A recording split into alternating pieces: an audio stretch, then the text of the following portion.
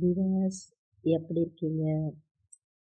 தமிழ்நாட்டு அரசியல்ல day by day வந்து சர்ப்ரைஸா போயிட்டுருக்கு. என்ன விஷயம் அப்படின்னு பார்க்கலாம் வாங்க. வீடியோ மிஸ் பண்ணாம பாருங்க. சப்போர்ட் பண்ணுங்க, சப்ஸ்கிரைப் பண்ணுங்க.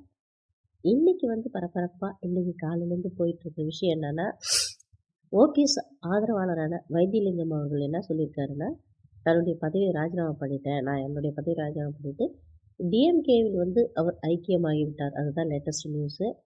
ஓபிஎஸ் தீவிர ஆதரவாளர், தென் மாவட்டத்தைச் சார்ந்தவர், மிகவும் பிரபலமானவரும் கூட. அவர் ஓபிஎஸ்ஸை விட்டு சென்று விட்டார். அதுதான் ஃபர்ஸ்ட்டு நியூஸு.